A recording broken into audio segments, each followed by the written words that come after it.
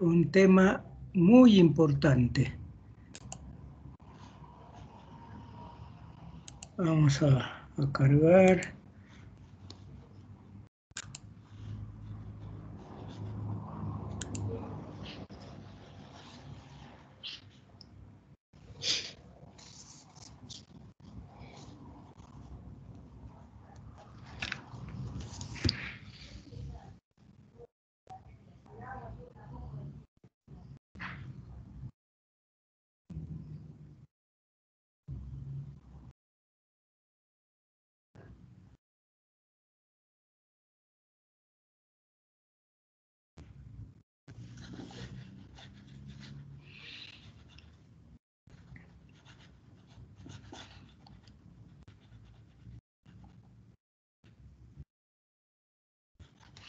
Bien. El tema de hoy día es canal de parto y móvil fetal.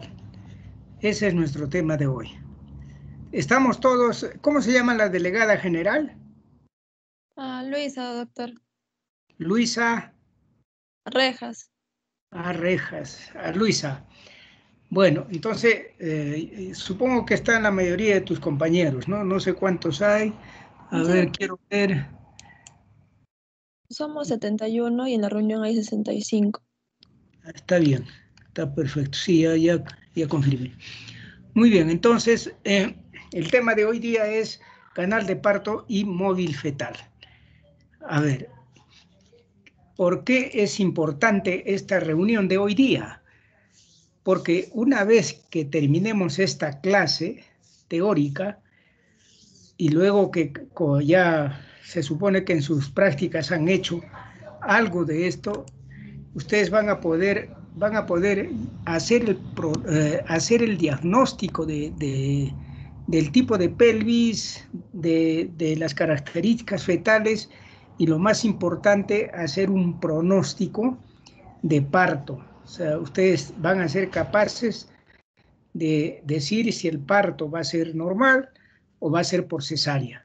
Esa es la importancia para prevenir y operar con tiempo a las pacientes y no someter innecesariamente a un trabajo de parto que sabemos va a estar obstruido y no va a salir. Entonces, esa es la importancia de la clase de hoy. Como les digo, ustedes van a estar en condiciones ya de hacer el diagnóstico y el pronóstico del parto de la paciente que está presentándose con una gestación a término. ¿Qué objetivos perseguimos? Perseguimos 3 objetivos. En primer lugar, tenemos que conocer las características morfológicas de un feto a término, que en este caso le vamos a llamar móvil fetal, y el papel que desempeña este móvil fetal durante el trabajo de parto. Segundo objetivo es estudiar las partes fetales. Tenemos que saber qué segmentos fetales son importantes y que van a jugar un rol durante el trabajo de parto. Tenemos que conocerlas muy bien porque de eso depende el pronóstico. Y finalmente tenemos que conocer, obviamente, las características de la pelvis, especialmente la pelvis ósea, que tiene diámetros, qué huesos la conforman, qué estrechos, qué músculos, etcétera, etcétera. Entonces, esos son los objetivos de hoy. Tenemos que conocer estrictamente las características fetales y las características de la pelvis materna. Bien, entonces vamos a estudiar en primer lugar el móvil fetal. El feto se comporta como un cilindro ovoide que va a transcurrir por el túnel óseo inextensible que es la pelvis ósea materna. El ejemplo que ponemos habitualmente es más o menos un coche que necesita para movilizarse un motor y que necesita una pista o una vía para poder transcurrir por ese sendero. En nuestro caso, el coche sería el feto, el motor, las contracciones uterinas, y la autopista sería el canal de parto, o sea, el túnel que conforman principalmente la pelvis menor o la pelvis verdadera. O sea, esa es más o menos la comparación que hacemos de un feto que va de una madre gestante a término que tiene un feto que va a dar a luz, ¿no? Entonces, el feto tiene ciertas características que lo hacen importante. En primer lugar, tiene cierta flexibilidad, o sea, la cabeza del bebé, al igual que de nosotros, puede flexionar y puede deflexionar. Flexionar, o sea, pegar el mentón de la cabeza fetal hacia el esternón del feto. Eso es flexión. Y deflexión puede tratar, ahí aleja el mentón de su esternón y va a juntar la nuca con su espalda. Eso es deflexión. Entonces tenemos dos movimientos que le permiten a la cabeza, flexión y deflexión. Y además movimientos laterales que pueden ser a la izquierda y a la derecha, como el cuello de un adulto. Entonces, esa es una de las características que presenta la cabeza fetal, característica importante cuando estudiemos la estática fetal. Luego, otra característica importante que tiene la cabeza fetal, que no es como la adulta, la cabeza fetal tiene cierta posibilidad de amoldamiento, lo que obviamente la cabeza del adulto no tiene ninguna posibilidad. Y esto se debe a que la cabeza fetal presenta suturas y fontanelas, como vamos a ver posteriormente. Y finalmente, esta cabeza fetal se caracteriza porque tiene diámetros que tenemos que conocerlos para ver la posibilidad del parto vaginal o no. También tenemos que ver otra característica del feto. Bueno, en cuanto al móvil fetal, la cabeza es la parte más importante. Más importante. También es importante la cintura escapular y la cintura pelviana, que son dos estructuras importantes, pero que la cabeza de lejos es la estructura más importante. Tenemos que conocer también las características fetales en cuanto a peso, ¿no? Cuánto pesa el bebé, cuánto, no podemos medirlo, pero por el peso podemos saber si es grande o pequeño, ¿no? Si es un feto muy grande, que en obstetricia se llama macrosómico, obviamente sus dimensiones no van a ser adecuadas a la pelvis y no va a poder salir por parto normal. Entonces es importante conocer el peso. Ya ustedes saben cómo calcular el peso clínico, ¿no? Entonces, tienen que calcular el peso clínico. Cuando ustedes vayan a hacer serum, no van a tener ecógrafo, pero sí tienen el conocimiento cómo sacar el peso clínico de una paciente. Por ejemplo, ahí que tengo a Sayuri Mariel. Sayuri Mariel. ¿Está Sayuri? Sayuri. Se fue. Hola. Oh, sí, doctor, sí se escucha. ¿Está Sayuri? Está como presente, pero no me contesta.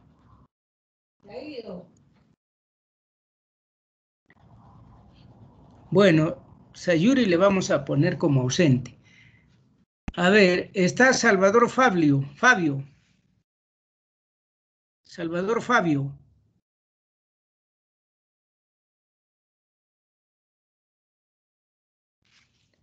¿Tampoco Salvador Fabio?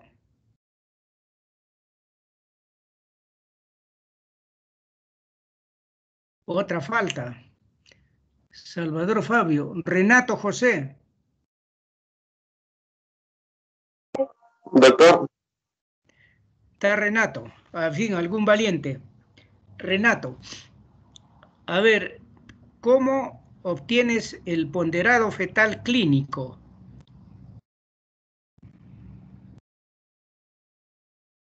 ¿Lo has visto en tus prácticas? ¿Te han dicho los profesores? ¿Tu profesor de prácticas?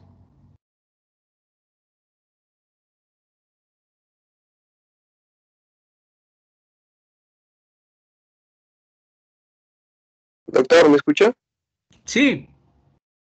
Bueno, doctor, no nos ha mencionado todavía eso en las prácticas, pero por lo que he podido ver, creo que se está hallando con el peso del bebé en gramos y la medida de la altura uterina. Claro. Ya. Entonces, por lo menos tienes la idea, ¿no? Altura uterina, menos 12 o 11, depende de la altura de presentación, ¿no? Si la cabeza está encajada, se resta 11. Si la cabeza no está encajada, se resta 12. Ese resultado de la altura uterina menos 11 o 12 se multiplica por 155 y se obtiene el ponderado fetal clínico con un más menos de 150 gramos. ¿Ya? O sea, es bastante asertivo, digamos, el ponderado fetal clínico cuando ustedes toman correctamente. Obviamente, esto solo se puede calcular en fetos que estén en presentación cefálica o pelviana. Si está en oblicuo, en transversa, no se puede, ¿no? Entonces, el calcular el peso es sumamente importante también para determinar la posibilidad de parto vaginal.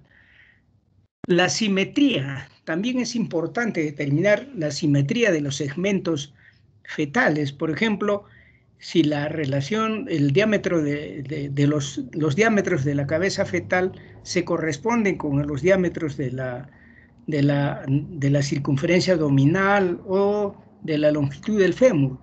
Pero fundamentalmente esto se refiere más a si la cabeza del feto es normal. No se olviden que hay malformaciones que producen hidrocefalia, ¿no? Ventriculomegalias o tumores en el cuello del bebé. Puede haber gastrosquisis, onfalocele, etcétera, malformaciones que van a impedir que se altere la simetría del bebé y entonces tampoco va a poder salir por vía normal. A eso se refiere la antropometría. Y finalmente, lo más importante que tienen que aprender en la clase de hoy es la colocación fetal o la estática fetal, ¿no? ¿Qué significa esto? Vamos a ver en la siguiente diapositiva cómo se define la estática fetal. Básicamente es la ubicación del feto en relación a sí mismo, al útero y a la pelvis materna, ¿no? Y esto se determina, una parte de la estática fetal se determina con las maniobras de Leopold, que ustedes tienen que hacer en todos los controles prenatales que vaya la paciente. O sea, no pueden dejar, una paciente que pasa de las 32 semanas, no pueden dejar de hacer maniobras de Leopold para que vayan viendo lo que a continuación vamos a saber que es la estática fetal. Como ustedes ven ahí en la primera, en la tercera imagen, ven ahí una persona que está examinando a la paciente. Esa es la primera maniobra de Leopold. ¿Para qué nos sirve la primera maniobra de Leopold? Nos sirve para identificar el polo fetal que se encuentra en el fondo del útero. Por eso con las dos manos, ustedes ven ahí cómo está tratando de determinar qué parte del feto está ahí colocada en el fondo del útero. Puede estar la cabeza o puede estar las nalgas, o de repente no hay nada si el feto está en transversa. Pero el 95% de las presentaciones siempre son encefálicas, o sea, con la cabecita hacia abajo y las nalgas hacia arriba. De manera que cuando ustedes hagan las maniobras de Leopold van a encontrar prácticamente todo el fondo uterino ocupado, y es porque las nalgas son más voluminosas que la cabeza fetal. Entonces, las nalgas del bebé, obviamente. Entonces, ya vamos a ver por qué se acomoda así el bebé, ¿no? La segunda maniobra viene a ser aquella maniobra que nos dice la posición del bebé. La posición. ¿Qué significa? Determinar en qué lado de la madre, en el derecho o izquierdo, se encuentra el dorso fetal. Y se examina con las dos manos a los costados del abdomen, ¿no? En los costados, en las partes laterales del abdomen, para determinar en qué lado detectamos el dorso fetal. Obviamente, el dorso es una curvatura uniforme, ¿no es cierto? Si nosotros doblamos nuestra espalda, vamos a ver que es una curvatura uniforme. Al otro lado están las manos, las piernas, el abdomen que nos va a determinar un contorno irregular. Entonces nosotros por esa maniobra, por este conocimiento, sabemos que el dorso del bebé está a la derecha o a la izquierda del abdomen materno. La tercera maniobra, como ustedes ven, el examinador trata sobre el pubis de agarrar la presentación, en este caso la cabeza, ¿no? Separando sus dedos de esta forma, tratamos de agarrar la cabecita con el dedo, el último dedo y el pulgar, tratamos de agarrar la cabecita e inclusive podemos hacer el peloteo, o sea, mover la cabecita. Y eso se realiza, esta maniobra nos permite determinar la presentación fetal. La presentación, o sea, qué parte de la cabeza está en el estrecho superior de la pelvis.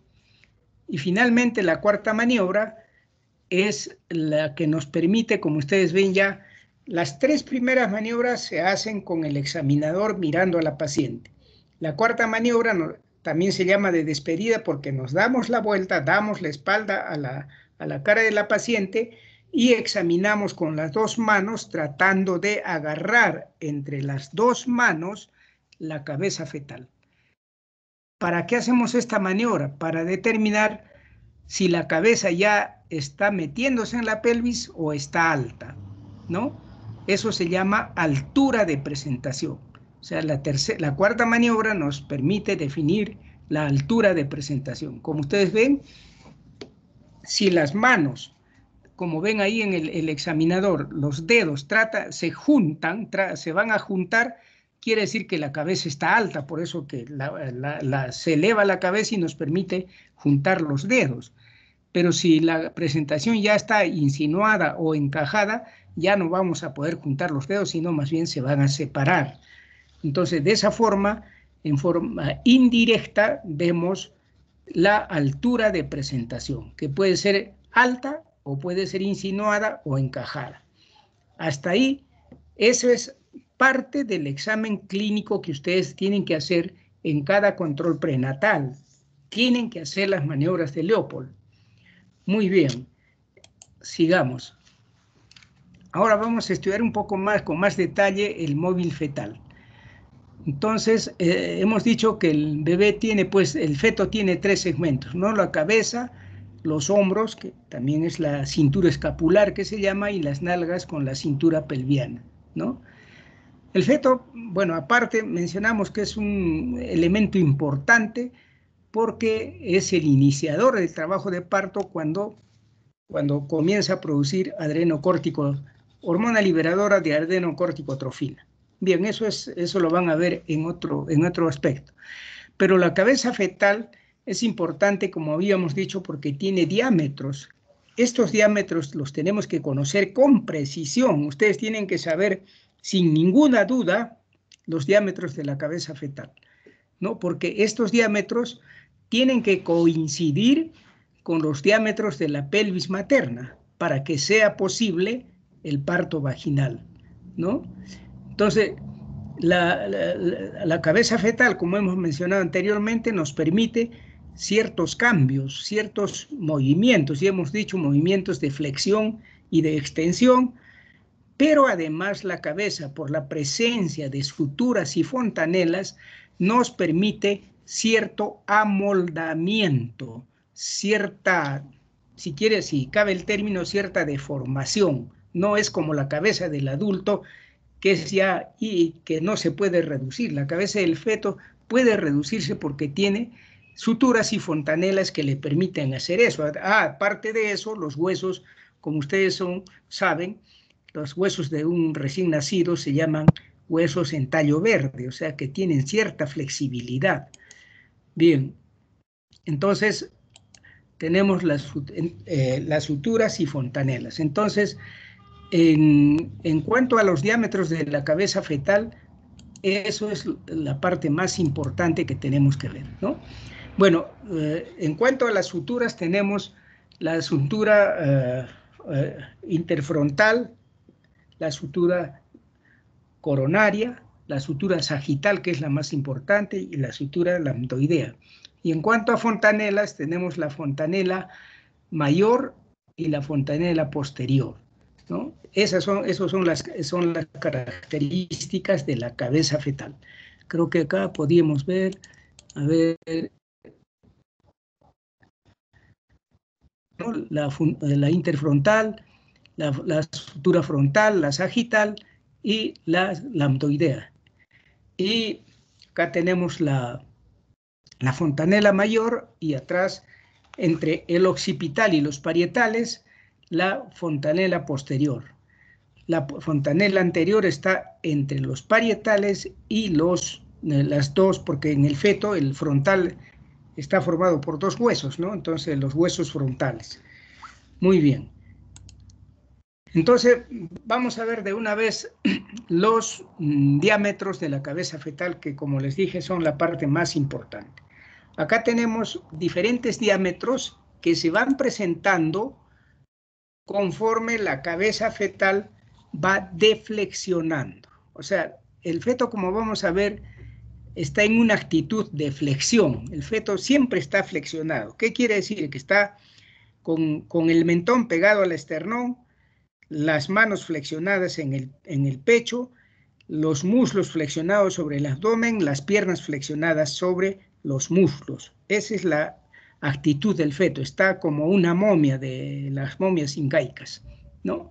Así está el feto, esa es su posición. Entonces, cuando está así, cuando está en esa presentación, o sea, cuando está en esa actitud, mejor dicho, y se inicia el trabajo de parto, el feto normalmente se va a presentar con la cabeza hacia abajo y la parte que va a presentar es el occipital. En este tipo de presentación, el diámetro que se va a presentar es el suboccipito bregmático, que ahí está en amarillo, que lo acabo de poner en amarillo. Este es el diámetro más importante porque mide 9.5 centímetros y hace posible, se va a relacionar exactamente con los diámetros de la pelvis materna y va a ser posible el parto vaginal. Entonces, cuando el bebé se presenta en presentación cefálica, de vértice, que se llama, después vamos a ver la nomenclatura obstétrica, el diámetro que se presenta es el suboccipito bregmático, que mide 9.5 y está en amarillo. Cuando la cabeza comienza a deflexionar, o sea, el mentón se aleja del esternón, el bebé ya no va a presentar el occipital, sino el bregma.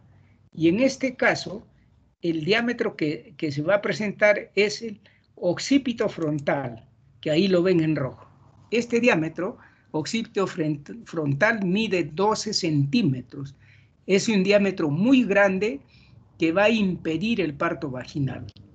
Si la cabeza sigue deflexionando, vamos a tener que ya no vamos a palpar el bregma, sino la frente.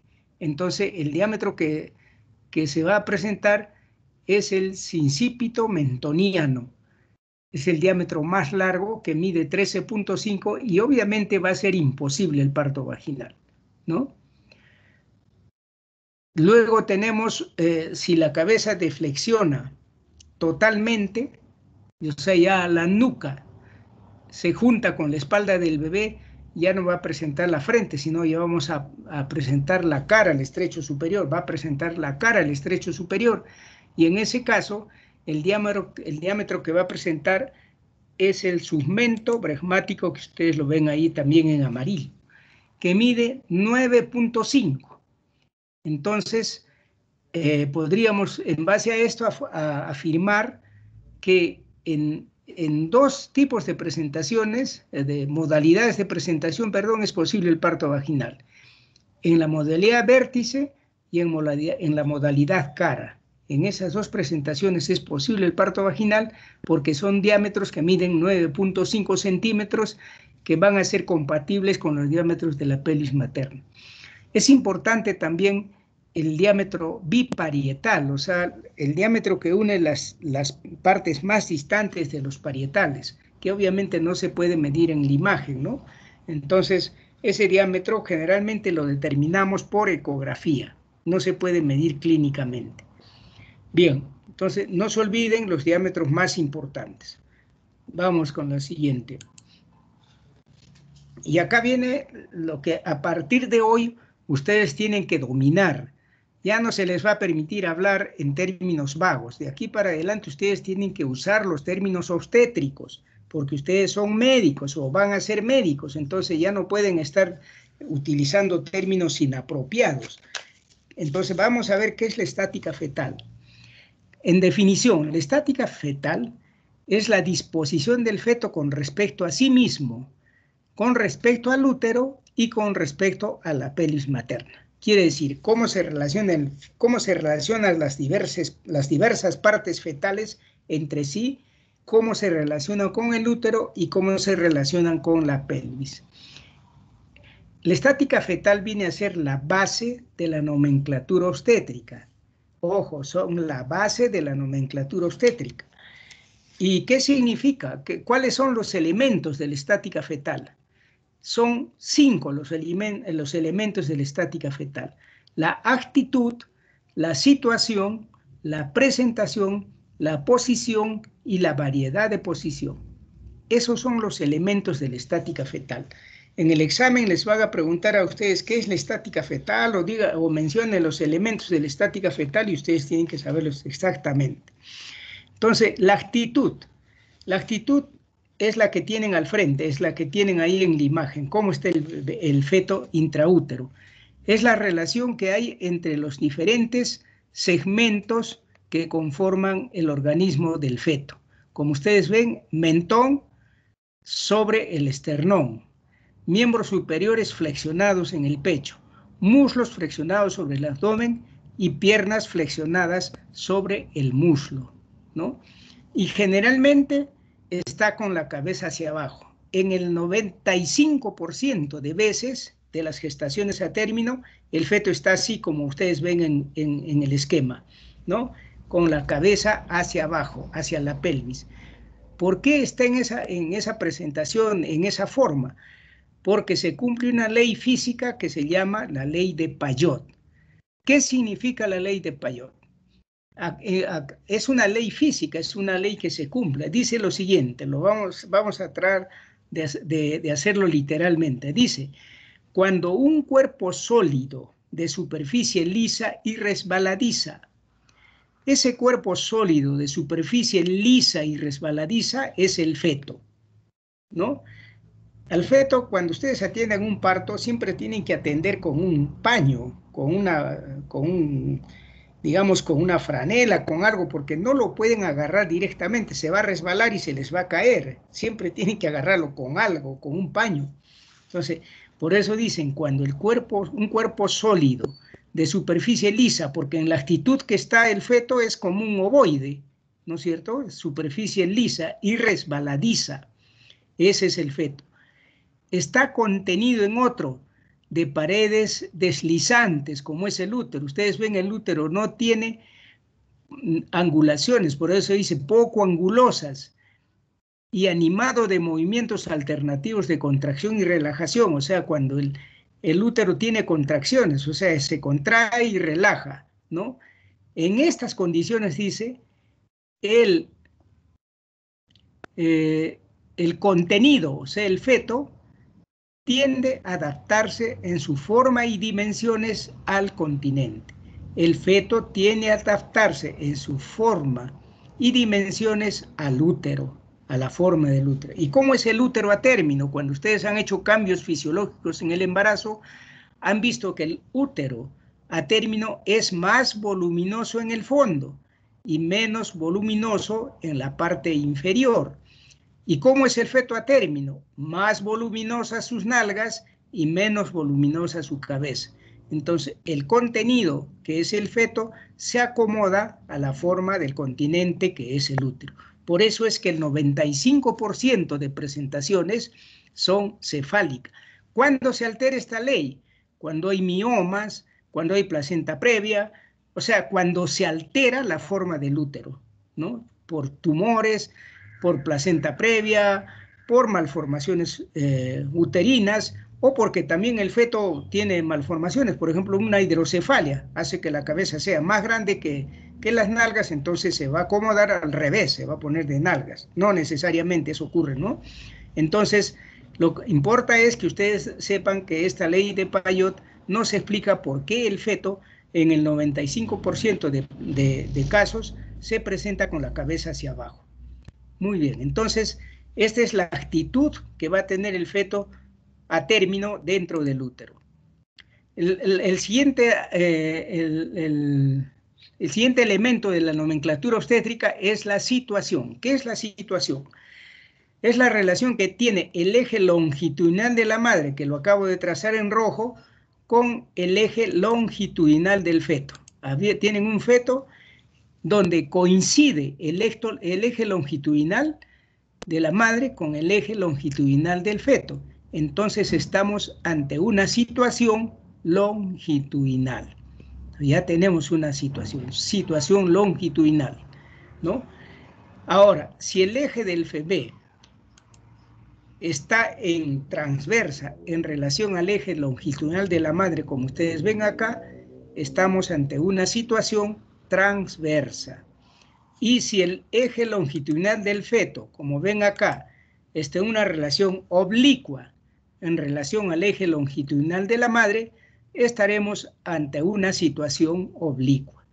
Conclusión, tenemos tres tipos de situaciones: situación longitudinal, situación transversa y situación oblicua, ¿no? Muy bien, entonces ahora vamos a pasar a lo que es presentación. ¿Qué es presentación?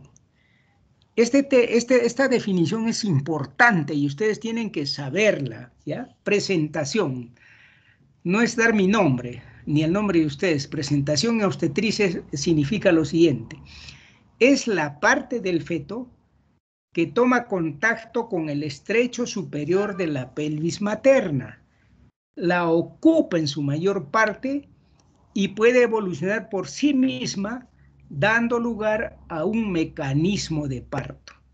Quiere decir que solo, de acuerdo a esta definición, solo existen dos presentaciones que pueden dar lugar a un mecanismo de parto: la presentación cefálica y la presentación pelviana, como ustedes ven ahí, ¿no? La presentación cefálica y la presentación pelviana.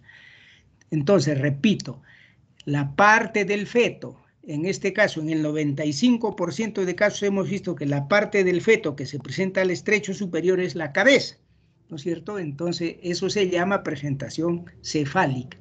Parte del feto que toma contacto con el estrecho superior de la pelvis, como ustedes ven en las imágenes. La ocupa totalmente y evoluciona por sí mismo, siendo capaz de desarrollar un mecanismo de parto. Entonces, cuando el feto se presenta a las nalgas, decimos al estrecho superior, también puede desencadenar un mecanismo de parto. Hay partos en pélvica, entonces estamos hablando de una presentación pelviana.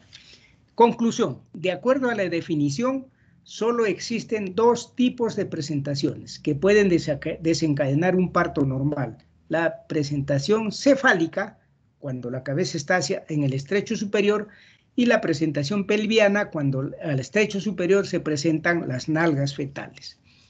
Bien, hasta acá, ¿alguna duda? ¿Cómo se llama mi delegada? Se llama Luisa. Luisa. ¿Alguna duda, alguna pregunta, algo que quisieran que les aclare?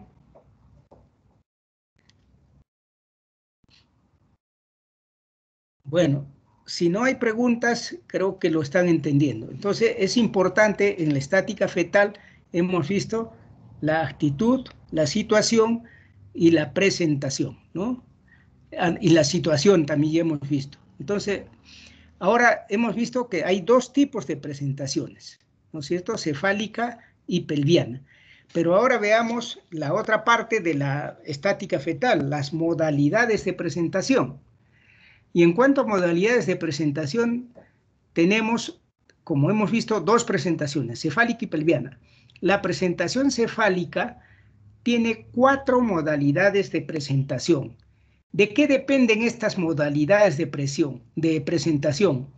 Del grado de deflexión de la cabeza. Del grado de deflexión de la cabeza, o sea, de cuánto el bebé va alejando el mentón del esternón. Y entonces, cuando la actitud del bebé es la flexión, o sea, la que hemos visto al inicio, está presentando la cabecita al estrecho superior y nos está presentando, ya dijimos qué diámetro, nos está presentando, acá tenemos en la flecha morada, la presentación cefálica, nos está presentando el vértice de la cabeza. Y el diámetro que se está presentando al estrecho superior, el diámetro de la cabeza fetal, es el suboccipito bregmático, ¿no? El suboccipito bregmático, que mide 9.5. Por eso que todos los partos que se presentan, todos los fetos que se presentan así al término, es posible el parto vaginal, ¿ya? Que es la mayoría de casos, la inmensa mayoría. Cuando la cabeza comienza a deflexionar, o sea, el mentón se aleja del esternón y está en una actitud indiferente. ¿Qué quiere decir que está en una actitud indiferente? Que está en un punto medio, o se va a una deflexión completa o se va a una flexión. Por eso es indiferente, ¿no? Está como en un punto medio, o se va hacia acá o se va hacia ahí. O sea, se va a una flexión o se va a una deflexión. Por eso se llama indiferente. ¿Y qué parte, cuál sería el elemento que nosotros vamos a detectar en el examen? Vamos a detectar el bregma, ¿no? El bregma. Entonces, esta es una modalidad bregma. La primera era una modalidad vértice. Ahora estamos frente a una modalidad bregma. Y en este caso, el diámetro que se presenta es el occipito frontal, que mide 12 centímetros. En este caso tampoco será posible, no será posible el parto por vía vaginal, porque es un diámetro que mide 12 centímetros, que no va a ser compatible con los diámetros de la pelvis, como vamos a ver posteriormente. Si vamos a ver que la deflexión continúa, o sea, la cabecita, el esternón se aleja mucho más, el mentón se aleja mucho más del esternón, vamos a ver en este caso, en la flechita, que ya no palpamos el frente, el bregma ya se nos alejó, ahora estamos, al examinar, estamos palpando la frente. Entonces, como estamos palpando la frente, estamos frente a una presentación cefálica, modalidad frente. Hemos visto ya la presentación cefálica, modalidad vértice, la presentación indiferente o modalidad bregma, y ahora estamos frente a la presentación cefálica, modalidad frente, ¿no? En este caso es el diámetro más grande, más largo, ¿no? Es el diámetro occipito mentoniano, ¿no? Que mide 13.5 centímetros. Imposible el parto vaginal. Y finalmente ya tenemos cuando la deflexión es máxima, o sea, cuando la nuca del bebé ya choca con la espalda, ya el bebé nos está presentando la cara, ¿no? En este caso, el diámetro que nos va a presentar sería el submento bregmático, que también mide 9.5. En teoría, en este caso sí sería posible también el parto vaginal. Digo en teoría porque tiene sus bemoles que ustedes los van a ver cuando hablen de mecanismo de parto, ¿ya? Entonces, tenemos en conclusión, en la presentación cefálica, tenemos 4 modalidades de presentación: vértice, bregma, frente y cara, ¿no? Dependiendo del grado de deflexión. Cuando el bebé se presenta en pélvica, ahí tenemos 2 modalidades de presentación. La modalidad completa. ¿Qué significa completa? Que el bebé presenta al estrecho superior las nalgas y los pies, como ven en la primera flechita roja que hemos puesto, ¿no? Los pies y las nalgas están en el estrecho superior, y cuando ustedes hacen el tacto van a palpar las nalgas y los pies. Esa es una modalidad completa. Y la modalidad incompleta es cuando el bebé ha digamos, ha deflexionado el miembro inferior, ya sea el derecho o izquierdo, y solo presenta un pie con la nalga al estrecho superior, o de repente ha deflexionado o ha estirado las dos piernecitas y solo vamos a palpar las nalgas. Entonces, son modalidades completas e incompletas, como ustedes pueden ver. Muy bien, entonces, repito, conclusión. En la presentación cefálica hay cuatro modalidades de presentación: vértice, bregma, frente y cara. Y en la presentación pelviana tenemos la completa y la incompleta. Bien, ahora vamos a ver la posición.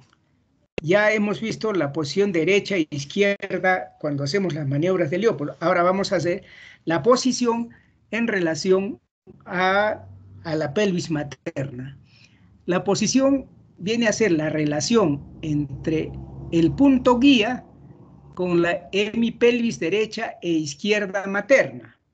A ver, la pelvis la dividimos con un diámetro antero superior en derecha e izquierda, ¿no es cierto? Entonces, la posición es la relación que hay entre el punto guía, ya vamos a ver qué es el punto guía, con el lado derecho o izquierdo de la pelvis materna, o también, acá falta poner, con el lado anterior y posterior, o sea, con el pubis y con el sacro, ¿no? Porque el punto guía puede estar en el lado derecho o izquierdo, pero también puede estar adelante en relación con el pubis o en la parte posterior con el sacro, ¿no? Entonces son estas cuatro posiciones que puede tener el bebé en la pelvis. Ya estamos hablando de la cabeza en la pelvis, ya no estamos hablando de todo el feto, sino de la cabeza y en relación con la pelvis materna, lado derecho, izquierdo, anterior o posterior. Y finalmente, el otro elemento de la estática fetal es la variedad de posición. La variedad de posición es la relación entre el punto guía, o sea, el punto que nos hace el diagnóstico, con la extremidad de los principales diámetros pelvianos maternos. Mejor vamos a definirla como con algunas estructuras que nos dicen si la cabeza está en anterior, posterior, derecha o izquierda, como vamos a ver posteriormente.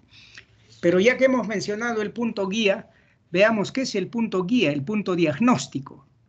Yo prefiero usar indistintamente punto guía y punto diagnóstico porque me parece que hablar de punto diagnóstico, punto guía, punto de reparo y punto de referencia solamente es un poco de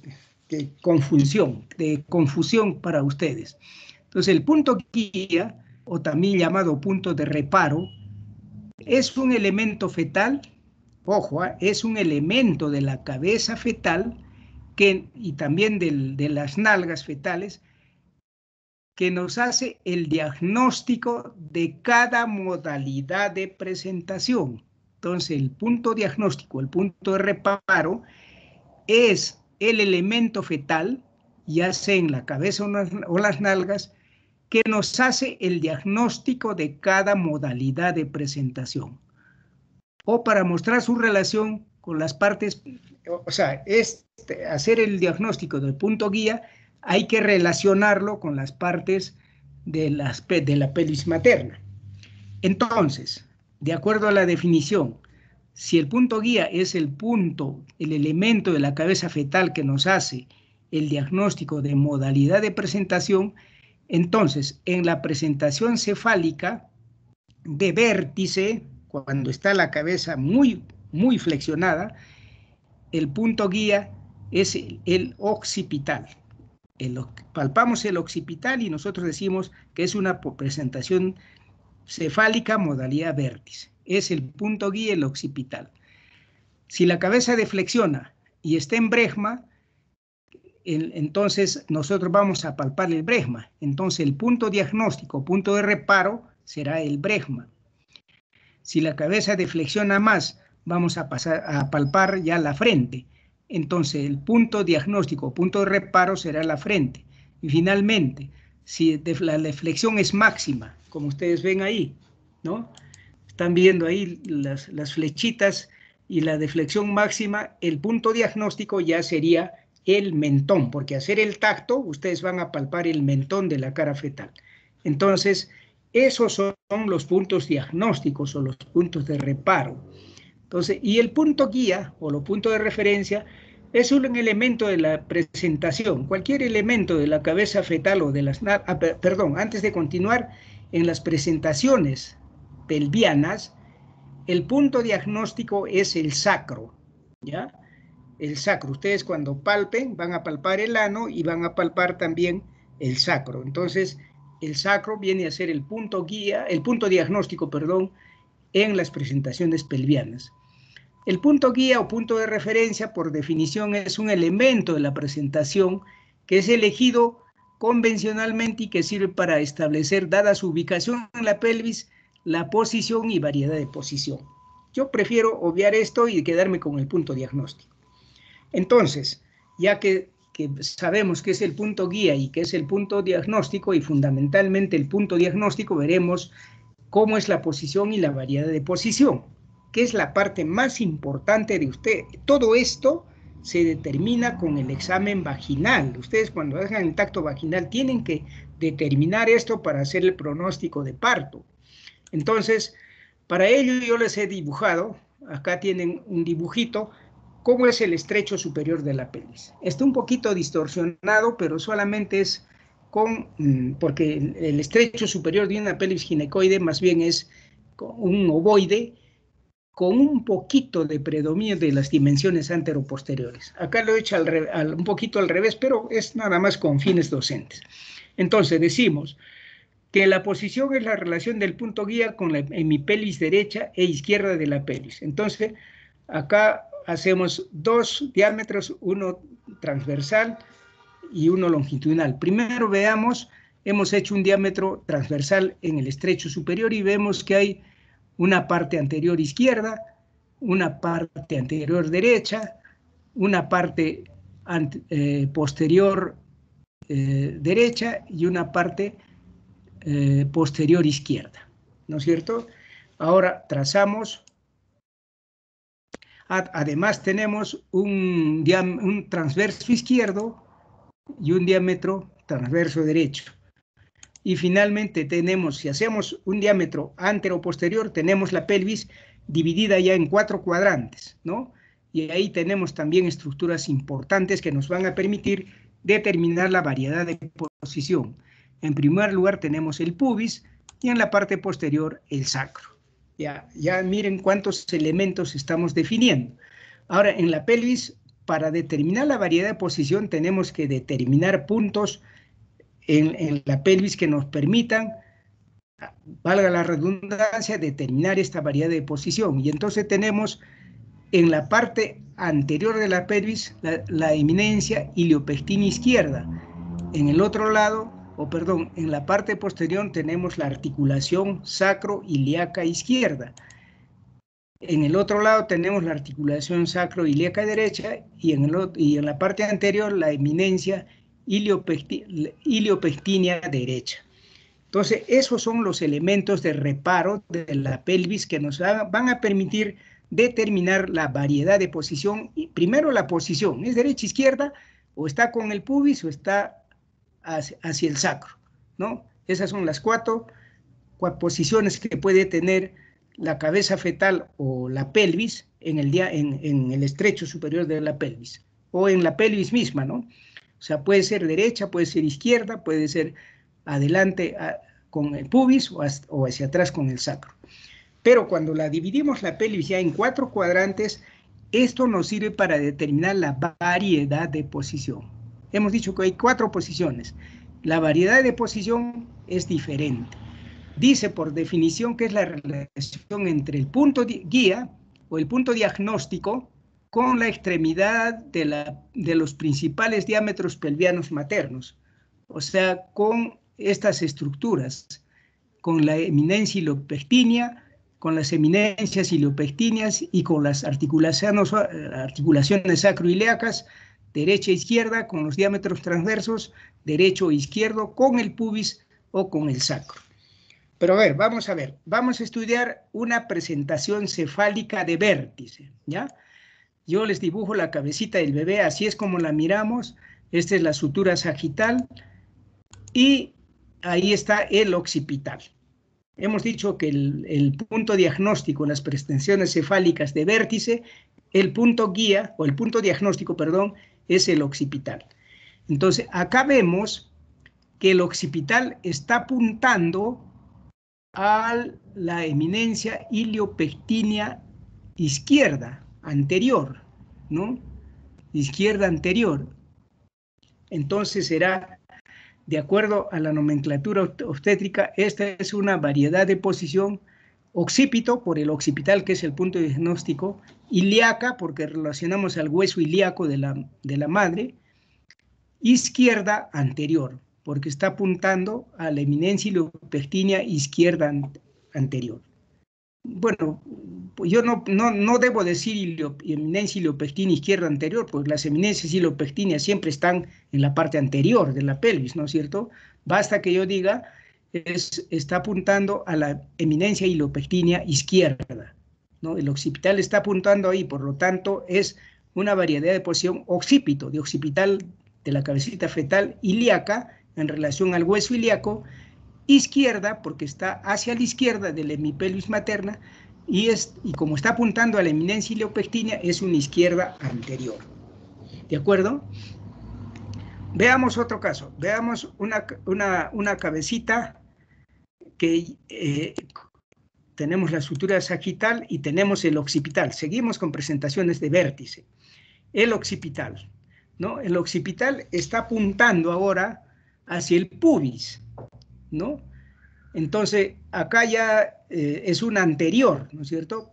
Pero no podemos decir que no está apuntando a las eminencias iliopectíneas, está apuntando directamente al pubis.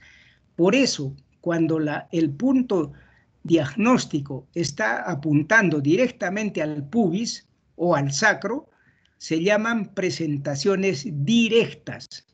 Y en este caso sería una occipito púbica, nada más. Occipito púbica, ¿ya? Es una presentación directa.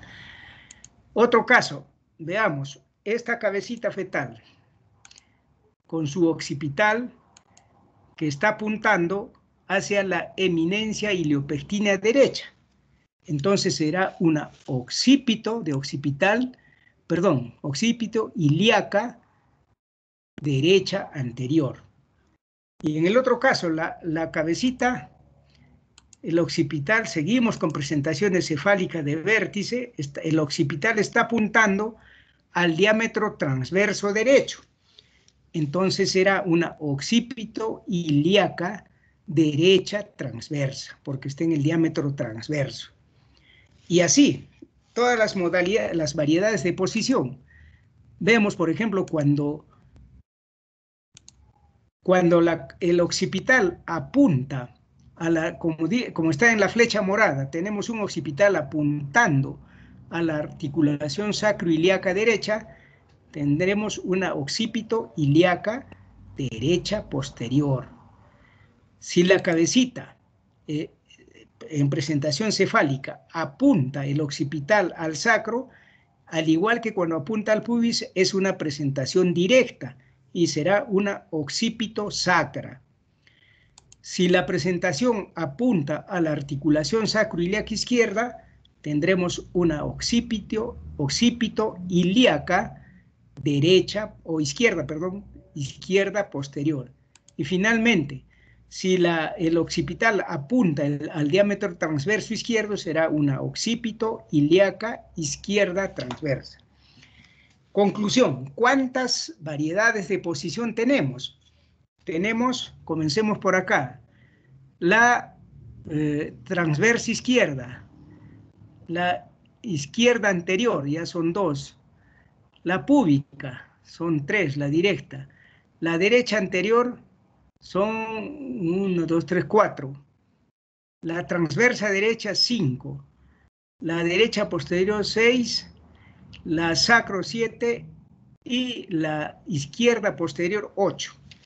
En realidad, cada modalidad de presentación tiene 8 variedades de posición. Quiere decir, hemos estudiado solo la presentación cefálica modalidad vértice.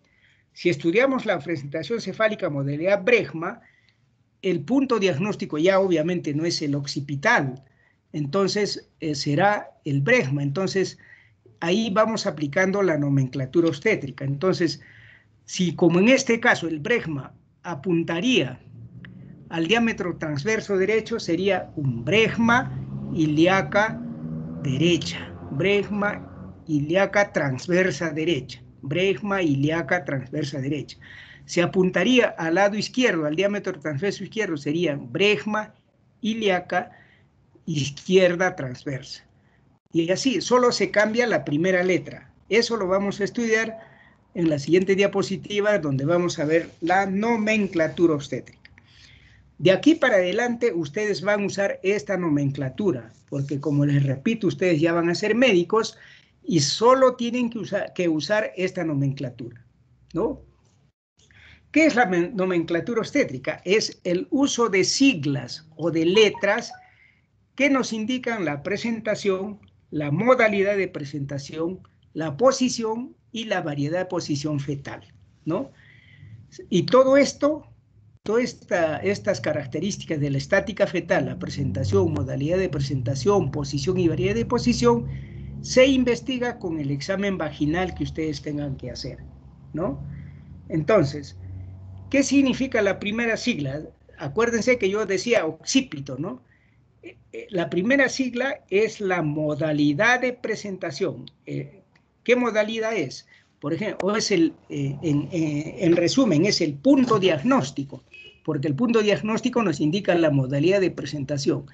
Si está encefálica de vértice, la primera sigla es O. Por eso yo digo occipito, occipito, occipito en las presentaciones de vértice, ¿no? En la presentación de bregma, la primera sigla es la B, porque nos hace alusión al bregma. En la modalidad frente, el punto diagnóstico es la frente, entonces la primera sigla va a ser la F. Y en la presentación de cara, el punto diagnóstico es la M, o sea, el mentón, o sea, la primera sigla siempre en la nomenclatura obstétrica siempre va a ser la M. Y en las presentaciones pelvianas es el sacro, o sea, la primera sigla va a ser el sacro. O sea, ya tenemos la primera letra de la nomenclatura obstétrica. La segunda sigla es más fácil. Todo se relaciona al hueso ilíaco de la peris materna. Por lo tanto, la segunda sigla es I. Por eso yo decía occipito ilíaca, bregma ilíaca, fronto ilíaca, mento ilíaca, sacro ilíaca, ¿no? Ya tenemos las dos siglas. La tercera y cuarta sigla indican la variedad de posición. La variedad de posición es derecha o izquierda, es anterior o posterior. Y ahí tienen izquierda anterior, izquierda posterior, derecha anterior, derecha posterior, derecha transversa, transversa izquierda, sacra y púbica, ¿no? En situación transversa, el punto diagnóstico es el acromion, pero la situación, yo digo situación transversa, no estoy diciendo presentación, porque de acuerdo a la definición, la situación transversa no es presentación, porque ahí no va a haber trabajo de parto espontáneo. Entonces, no se olviden de poner las 4 siglas, ¿no? El que determina la modalidad de presentación relacional al hueso ilíaco y poner si es izquierda anterior, derecha anterior, ¿ya?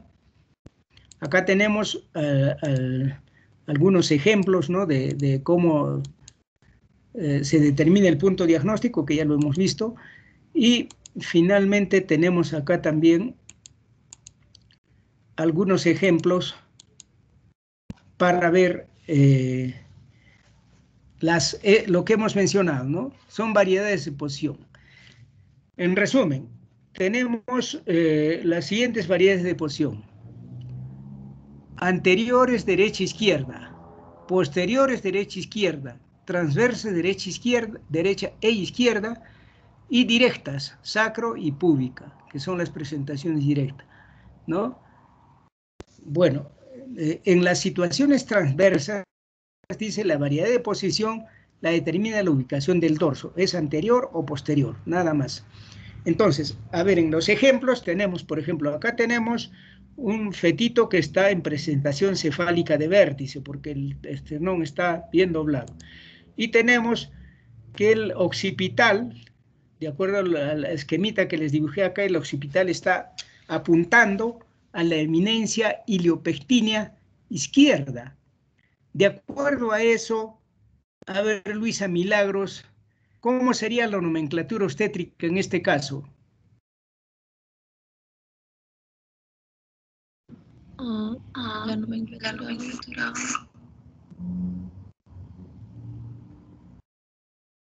Ahí está el nombre escrito ahí. Si eres hábil, te lo copias.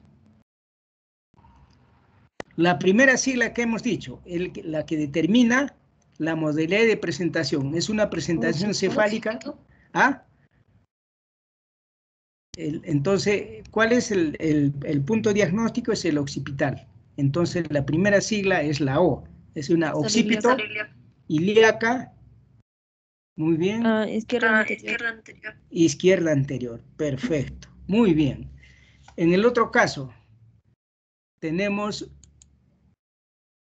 que el occipital, la flechita está mal orientada. El occipital se ha ido a la articulación sacroiliaca derecha. ¿Cómo sería? A ver, ¿quién quiere intervenir? El occipital se ha ido a la articulación sacroiliaca derecha. ¿Cómo sería? Sería occipito ilíaca derecha posterior. Muy bien, Fanny, ¿no es cierto? No, doctor, Paola Condori. Paola Milagros, muy bien, Paola, muy bien. Acá tenemos el otro caso, el occipital se ha ido a la articulación sacroiliaca izquierda. A ver, ¿quién interviene?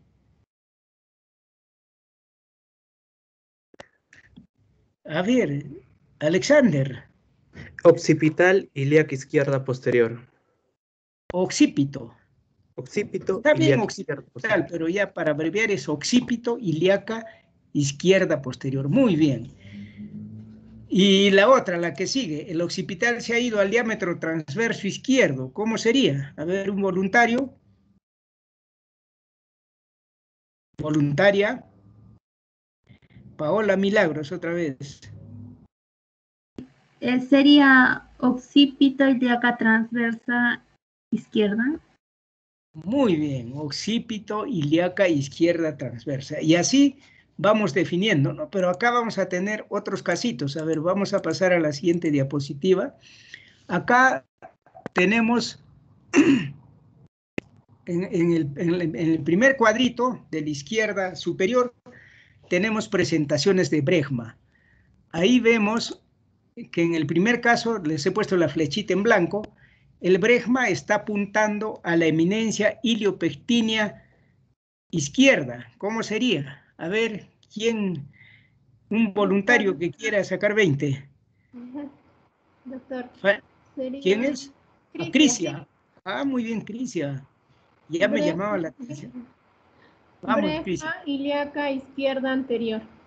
Bregma ilíaca izquierda anterior. Muy bien. Muy bien. A ver, vamos a pasar al segundo cuadrito, donde están las presentaciones de frente. Y ahí tenemos que la frente está apuntando al diámetro izquierdo, al diámetro transverso izquierdo. ¿Cómo sería? Un voluntario o voluntaria. ¿Quién? Con su nombre, por favor. ¿Paola? ¿Quién? No les escucho. ¿Luisa? No es Laura, doctor.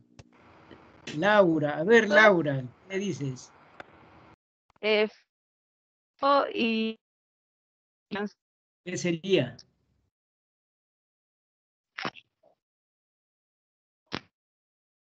El izquierda punto diagnóstico es la frente. Entonces, ¿cómo sería? La primera es la F, ¿no es cierto? Sí, sí, te escucho. frente transverso. Transversa. Falta la posición. No te escucho, no se te escuchó. A ver, mejora tu audio.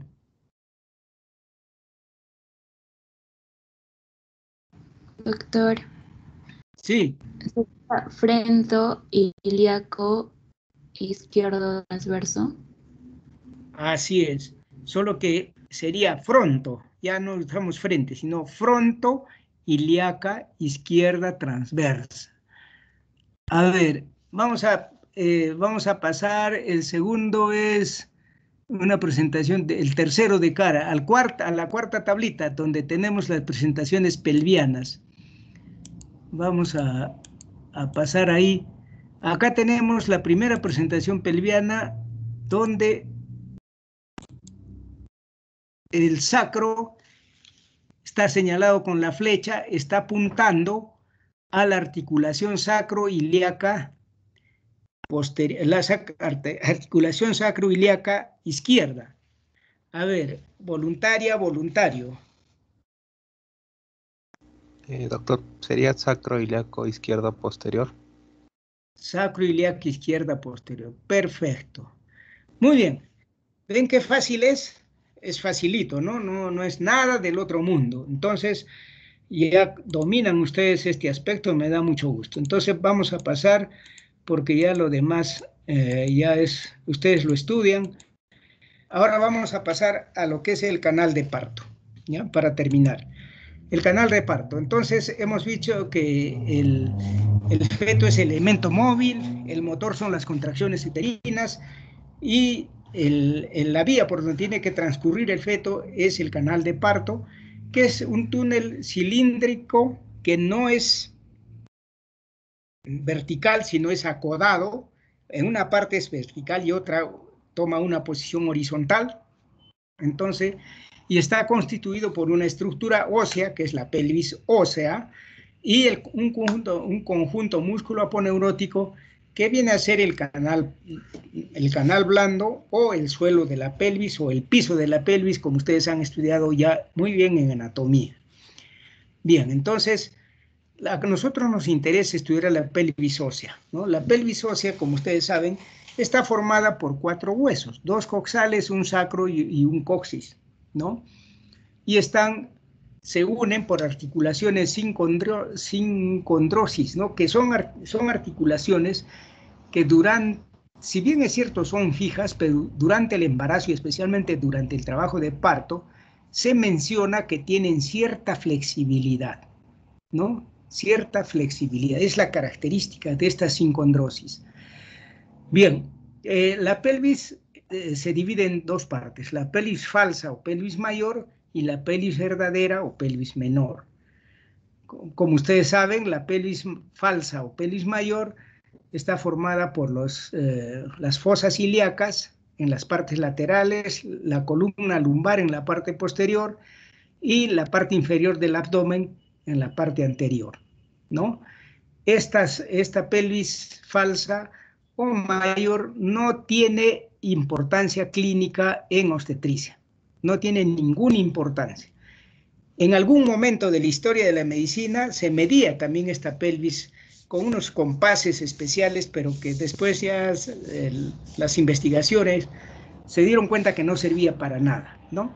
Lo que nos interesa a nosotros es la pelvis verdadera o menor, que como sabemos tiene límites, ¿no? Un límite superior, llamado también estrecho superior, que está formado por el promontorio, las alerones del sacro, la articulación sacroiliaca, la línea innominada, las eminencias iliopectíneas, el borde superior o las ramas horizontales de los huesos púbicos y la sínfisis pubiana, ¿no? En ambos lados.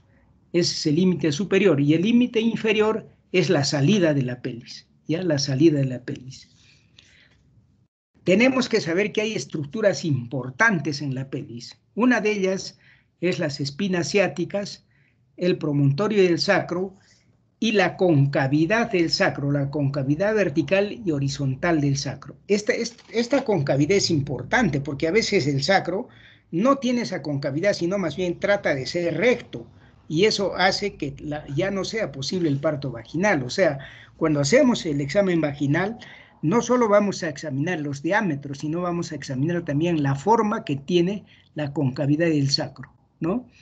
Y la longitud, ya sabemos que la pelvis es más larga, tiene 10 centímetros en la parte posterior, y en la parte posterior es mucho menor, en la parte anterior es mucho menor. Repito, tiene 10 centímetros en la parte posterior y en la parte anterior es mucho menor. Entonces, esa es una de las características de la pelvis menor, ¿no? En la pelvis menor, ahí estoy dibujándoles las articulaciones, las espinas ciáticas, ¿no? Y finalmente, estudiemos la pelvis menor o verdadera. Como repito, es un desfiladero óseo del canal de parto que tiene su característica, ¿no? Una parte un poco vertical y la otra parte horizontal. Entonces, en la pelvis verdadera tiene planos y diámetros pélvicos que son importantes para determinar si el parto va a ser normal o anormal. Y estos diámetros se tienen que examinar o se tienen que determinar con el examen pélvico. Ustedes cuando hacen el tacto, así como han determinado la presentación, la modalidad de presentación, la posición y la variedad de posición, también con el tacto vaginal van a detectar los diámetros pelvianos. Entonces, la pelvis tiene estos planos. Un plano de entrada a la pelvis, que también se llama estrecho superior. Un plano de salida de la pelvis, que es el estrecho inferior. Y un plano de la pelvis media o excavación pelviana, también se llama, de las menores dimensiones o estrecho medio. Hay otro plano de las máximas dimensiones que no tiene importancia clínica porque es el plano de salida, no tiene mayor importancia.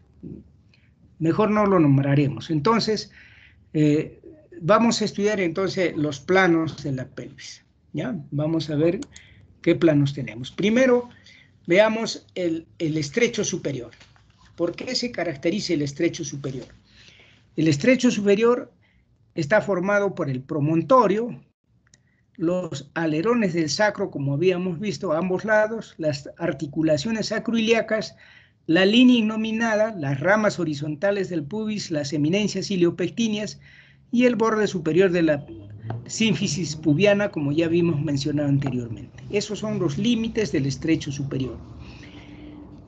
Acá en el estrecho superior predominan los diámetros transversos. O sea, el estrecho superior es un óvalo que está dividido en dos arcos, uno anterior y otro posterior, que están delimitados por un diámetro que es el transverso útil. Ahí en azul, el transverso útil, ¿no?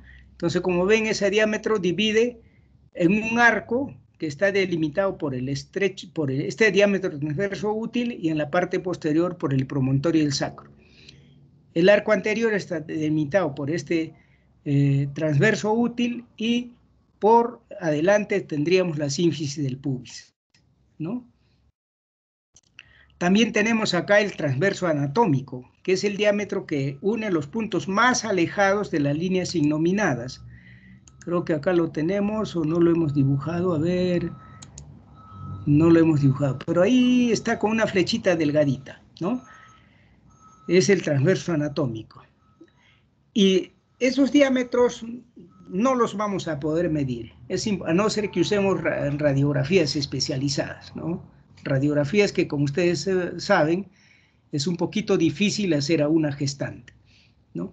Pero sí tenemos ahí diámetros que los podemos determinar por diferencia. Por ejemplo, el conjugado verdadero. El conjugado verdadero está en amarillo. En amarillo tenemos el conjugado verdadero.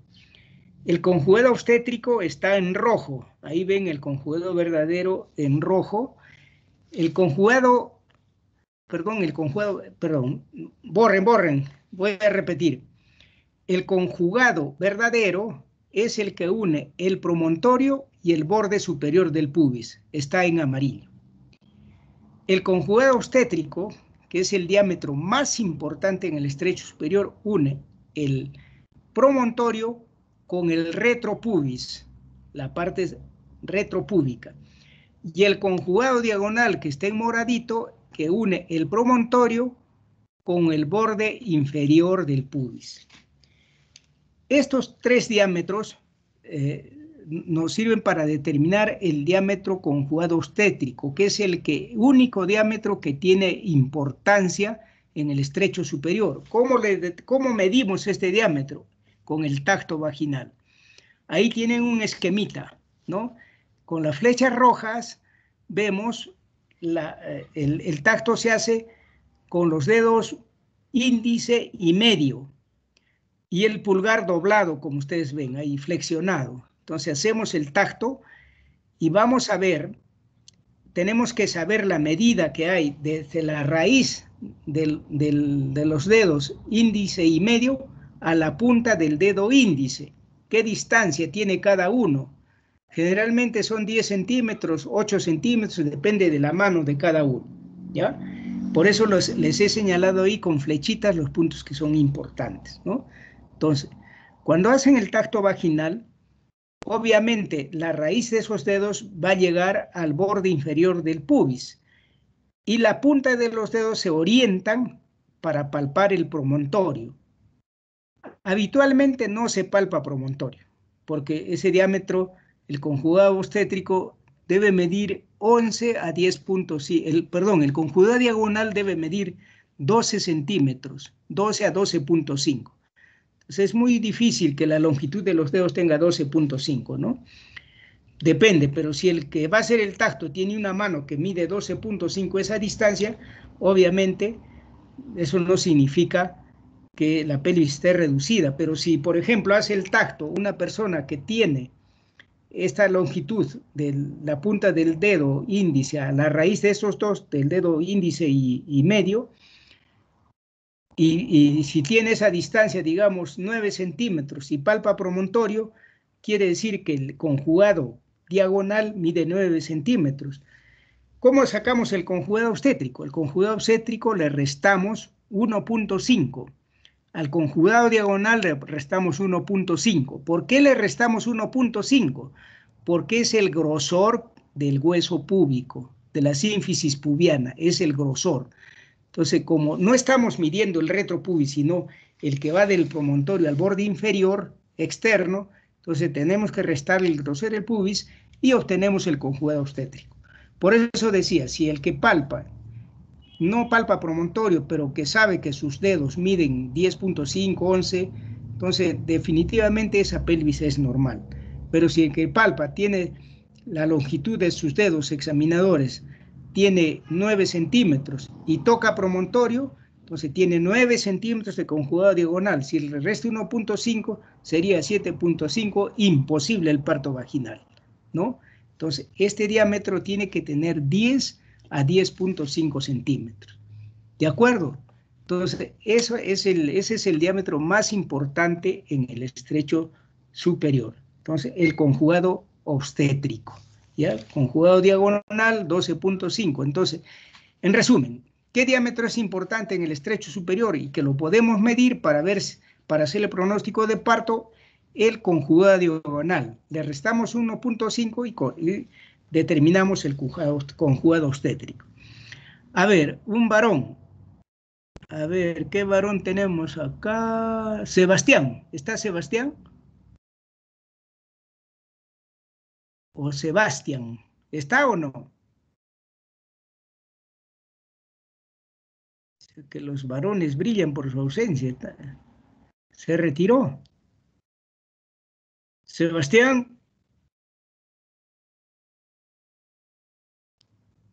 Luisa Milagros. Sí, doctor.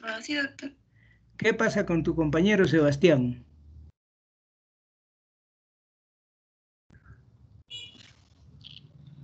A ver, ¿quién quiere participar? Una voluntaria. Las mujeres son más valientes que los varones. Los varones se esconden en el anonimato, con la diferencia de que habló hace poquito. A ver, vamos a darle la palabra a Juber. Juber Mauricio. Juber Mauricio. Sí, doctor. A ver, muy bien, Juber Mauricio. ¿Has medido la longitud de tu dedo índice que va de la raíz de estos dedos a la punta del dedo medio? ¿Has medido? No. ¿Qué medida tienes? Esta medida, de acá hasta la punta, esta medida, esta. A ver, un momentito. ¿Ah? Un momento, lo voy a medir. A ver. Es que todos tienen que medir eso, tienen que saber. 9. Ya, 9. 9.5. ¿Qué pasa aquí, Juber, si tú haces el tacto vaginal, así como está en el esquema, y palpas promontorio? ¿Cuál sería tu pronóstico de parto? Que no es posible el parto vaginal. Si tengo 9.5, el obstétrico sería 8. 8, ¿no es cierto? Imposible el parto vaginal. Muy bien. Entonces, ese es el estrecho superior. Gracias, Juber. Muy bien. Ahora vamos a pasar a la excavación pelviana o también se llama el estrecho de los diámetros menores.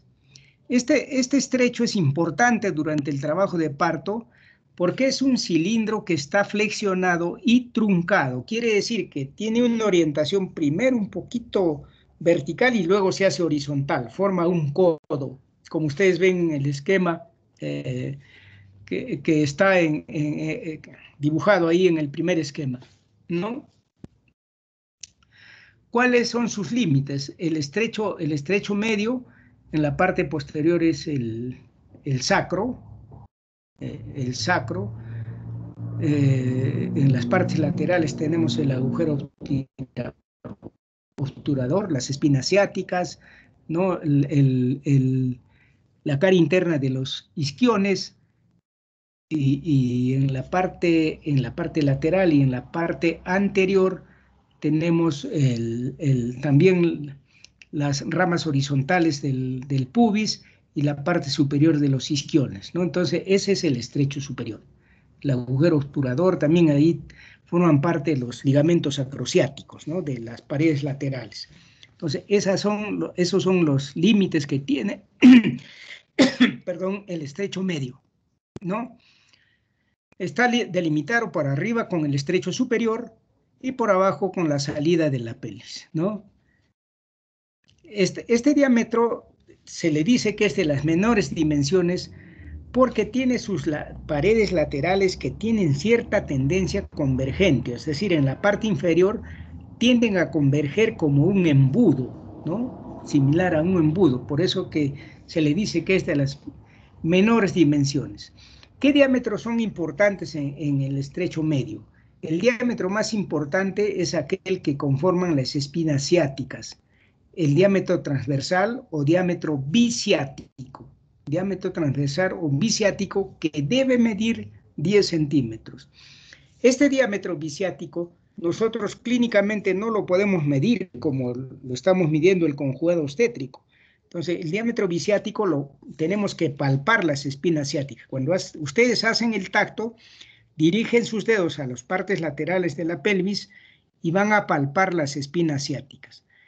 Las espinas ciáticas hacen una ligera prominencia en las paredes laterales de la pelvis, una prominencia muy ligera. Pero si ustedes hacen el tacto y encuentran que las espinas ciáticas están como mi dedo, así muy prominentes, así prominentes, entonces ustedes deben inferir que el diámetro biciático está reducido, ¿no es cierto? Porque mientras más prominentes las espinas ciáticas, más reducción del diámetro biciático. Mientras más planas sean las espinas ciáticas, menos reducción del diámetro biciático. Entonces, podemos inferir, si las espinas están planas, entonces decimos, este diámetro biciático es normal, no hay problema, va a poder salir el parto. Entonces, también se detectan con el tacto vaginal. Hay un diámetro antero-posterior de las espinas ciáticas que mide 11.5 a 12 centímetros, que no tiene mayor importancia, ¿no? Creo que es el diámetro más importante en el estrecho medio o el de las menores dimensiones, ¿no? El diámetro biciático, que es el más importante. Como ustedes pueden ver, ahí tenemos. Ahora vamos a ver el estrecho inferior. El estrecho inferior o salida de la pelvis. El estrecho inferior tiene una forma romboidal y está formado por hueso y tejido fibroso, ¿no? Hueso y tejido fibroso. Está formado por dos planos triangulares. Aló, señora, le devuelvo la llamada en media hora, por favor. Estoy en clase, ¿ya? Se demora un poco. Sí, ya. Entonces, este diámetro entonces tiene la forma romboidal, ¿no es cierto? Y la base de este rombo es el diámetro biisquiático. A ver, lo vamos a ver el diámetro biisquiático, acá en rojo, el diámetro biisquiático. Entonces, en la parte inferior tenemos dos triángulos, serían, ¿no? El rombo se ha dividido en dos triángulos. El vértice del triángulo anterior sería el borde inferior de la sínfisis púbica, que se llama también ojiva o arcada inferior del pubis, y el triángulo posterior sería la punta del sacro, ¿no? El vértice sería la punta del sacro. En el estrecho inferior tenemos algunos diámetros que también son importantes. En primer lugar, el subcoxis subpubiano. Subcoxis subpubiano. Acá lo tenemos, el subcoxis subpubiano, ¿no? Que mide 11 centímetros en azul, que va del coxis al borde inferior del pubis, ¿no? También tenemos el subsacro subpubiano. El subsacro subpubiano que mide 9 centímetros. Ustedes me dirán, pero doctor, ese diámetro es anormal, no va a poder salir el bebé. Entonces, este diámetro, el coxis se retropulsa hacia la parte posterior durante la salida de la cabeza, y este diámetro, el subcoxis subpúbico, se transforma en un diámetro de 11 centímetros que hace posible el parto vaginal, ¿no? La regla de Toms es historia, yo creo que no vale la pena mencionarla. Entonces, ¿y qué otros diámetros tenemos ahí? Tenemos el diámetro bisiático, el biisquiático, el diámetro que une los isquiones. ¿Cómo medimos los isquiones? También lo medimos con el examen genital que estamos haciendo. Entonces, hacemos a que la paciente flexione muy bien los muslos sobre el abdomen y palpamos los isquiones. Una vez que palpamos los isquiones, tratamos de introducir nuestro puño cerrado entre los dos isquiones. También debemos saber la distancia de nuestro puño cerrado, esta distancia, ¿ya?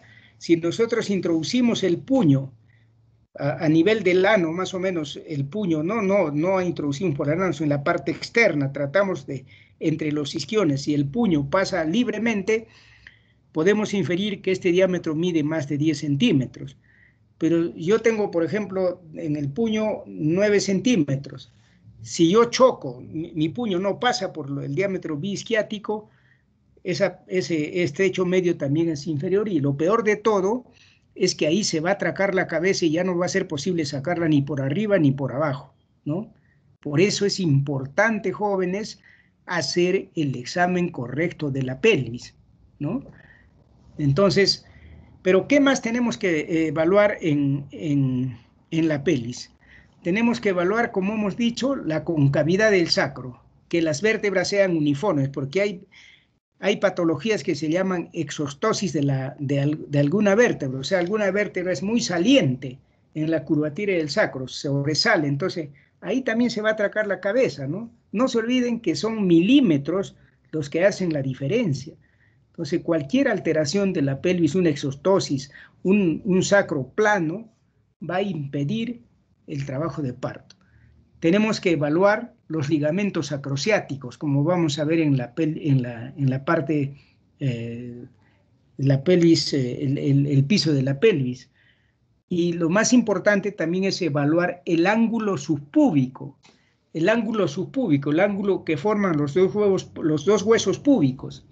Este ángulo en promedio debe medir 90 grados. Si el ángulo es muy estrecho, un ángulo agudo, no va a permitir tampoco la salida de la cabeza. Y si es un ángulo que mide más de 100, más de 120 grados, va también a impedir la salida de la cabeza porque va a estar plana la pelvis, entonces va a impedir. Entonces, no se olviden, estrecho superior, conjugado obstétrico, estrecho medio, espinas ciáticas, ligamentos acrociáticos, estrecho inferior, el biisquiático y los ligamentos acrociáticos también, ¿no? La concavidad del sacro, que las vértebras sean uniformes, que no hay exostosis, y el ángulo subpúbico. Todo eso nos hace ver que el parto va a ser normal, ¿no? Si todo está dentro de los límites normales. También nosotros tenemos que evaluar en la pelvis cómo va descendiendo la cabeza a través de la pelvis. ¿Cómo sabemos a qué altura está la cabeza en este túnel óseo que hemos escrito? Y para eso tenemos que recurrir a los planos de la pelvis. Hay dos nomenclaturas, los planos de Hodge y las estaciones de Lee. Nosotros preferimos los planos de Hodge porque son más objetivos. El primer plano de Hodge, son 4 planos de Hodge. El primer plano es que pasa por el estrecho superior, ese plano que pasa por el estrecho superior. Cuando la cabeza está en el estrecho superior, decimos que está en el primer plano de Hodge. El segundo plano es el borde inferior del pubis que va a la parte media de la segunda vértebra sacra. Es el segundo, cuando la cabeza está en este nivel, decimos que está en el segundo plano de Hodge. El tercer plano de Hodge pasa por las espinas ciáticas a la articulación entre la cuarta y quinta vértebra sacra y es paralelo al anterior. Entonces, cuando la cabeza llega a las espinas ciáticas, estamos en el tercer plano de Hodge y decimos que la cabeza está encajada o para algunos profundamente encajada, ¿ya? Y el cuarto plano es el que pasa por la punta del coxis y es paralelo al anterior, ya pues cuando ya viene prácticamente el periodo expulsivo, ¿no? Cuando ya la cabeza, cuando ya se va a producir el desprendimiento. Las estaciones de Lee se representan por números positivos o negativos. El punto de inflexión es el punto 0, que corresponde al tercer plano de Hodge, o sea, las espinas ciáticas. Todo lo que está por encima de las espinas ciáticas se numera o se menciona con signos menos. El punto más alto, cuando la cabeza está alta, es flotante. Cuando la cabeza está muy alta o flotante es -5. Si ya va bajando la cabeza -4, -3, -2, -1, finalmente ponemos 0 cuando la cabeza está en el tercer plano de Hodge. Y luego vienen ya números positivos, +1, +2, +3, +4 y +5, cuando la cabeza ya está desprendiéndose. ¿Existe relación entre estas nomenclaturas? Sí, como ustedes ven, existe. Acá vamos a ponerles un ejemplito, cómo se relacionan. Acá el primer plano de Hodge se corresponde al -4, el segundo plano a -2, el tercer plano a 0 y el cuarto plano a +4, ¿no? Entonces, no es nada del otro mundo tampoco los planos de Hodge y las estaciones de Lee, ¿no? O sea, ahí ven cómo se relacionan. Los tipos de pelvis. ¿Cuántos tipos de pelvis tenemos? Tenemos 4. La pelvis ginecoide, que es la que nos permite el parto vaginal, la pelvis antropoide, la pelvis androide y la pelvis platipeloide. ¿Por qué se diferencian? Por el estrecho superior. La pelvis ginecoide, como ustedes ven, hay un ligero predominio de los diámetros transversos sobre los anteroposteriores.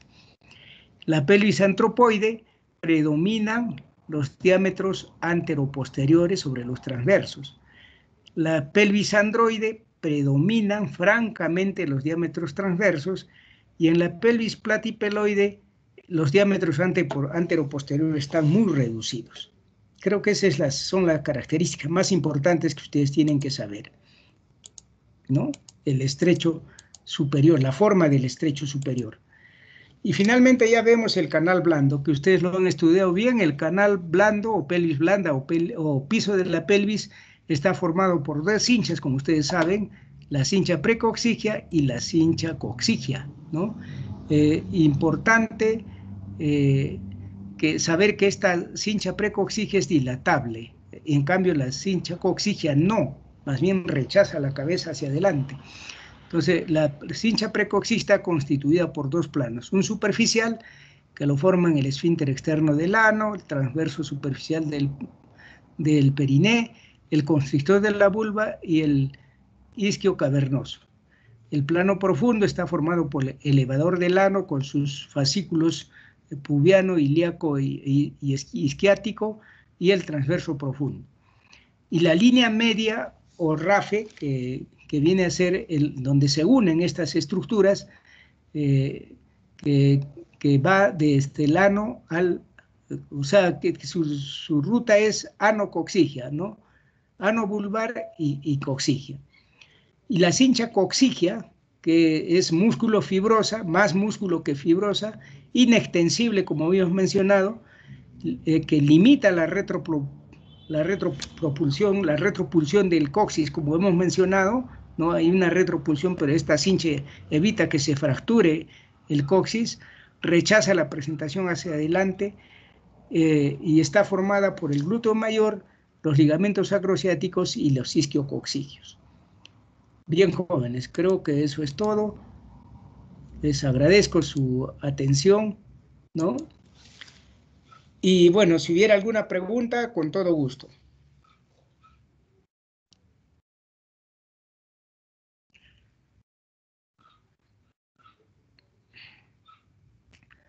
A ver, Luisa Milagros, anima a tus compañeros a hacer preguntas. Si no hay preguntas, acá nos quedamos. ¿Ya? Sí, doctor. Estaba todo claro. Gracias. Bien. Entonces, les agradezco su atención y nos veremos en la próxima clase teórica. Muchas gracias, jóvenes. Buenas tardes. Gracias a usted, doctor. Muchas Gracias, gracias. Gracias, doctor. Hasta luego. Hasta luego. Hasta luego. Gracias a todos. Hasta luego. Hasta luego.